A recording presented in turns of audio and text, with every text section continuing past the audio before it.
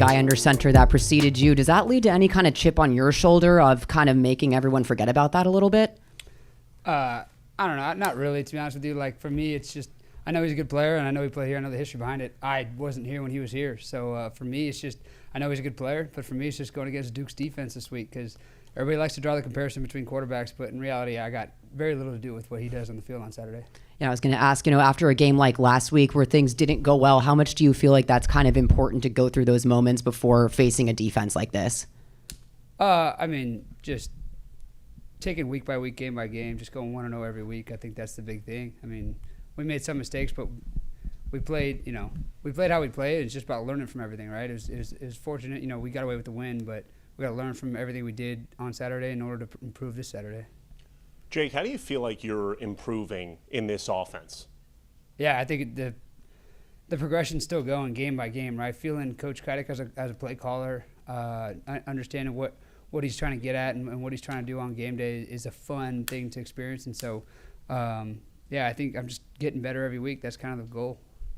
And what do you think of the fact that, Brendan Sullivan gets used sometimes? We saw him on that drive to end the first half. Like, does that add any, extra element to it? Like, what are your thoughts on that? I mean, Brendan's a great player, so having him out there at quarterback, it adds a new element to our offense and adds something else that, our opponent's going to have to prepare for. And so they're going to have to prepare for me, they're going to have to prepare for him, and, they don't know what they got to prepare for. So it's a good little aspect to add to our game. I think Coach Summerall mentioned this before, but even with Darian transferring to Duke, it shows some of the success that maybe a quarterback can have at Tulane, right? When you were looking to figure out what your next school was that a factor? Like being able to see how much success he and Pratt and some of the other guys that have been here have had success here at Tulane? Yeah, I mean, obviously under this staff and at this school, there's been some recent quarterback success, and so that's obviously a huge attraction to any quarterback who's getting recruited at any moment, right? So, I think that's obvious, success at the quarterback position is what is attractive to quarterbacks in the transfer portal or recruiting out of high school and stuff like that. So, I mean, yeah. And the crowd, I would imagine, is going to be very amped, right, based on the circumstance. How much do you maybe embrace that and, play into that versus, having to keep yourself maybe emotionally in check? Well, I'm excited to get this place rocking. I've been in some really fun stadiums in my career, so I'm hoping to see this one all the way through, though. I was a little disappointed week one. I'm not going to lie with the way it looked in that second half. But so hopefully these guys, everybody sticks around no matter what the score is and could cheer throughout the fourth quarter. That's what I'm looking forward to.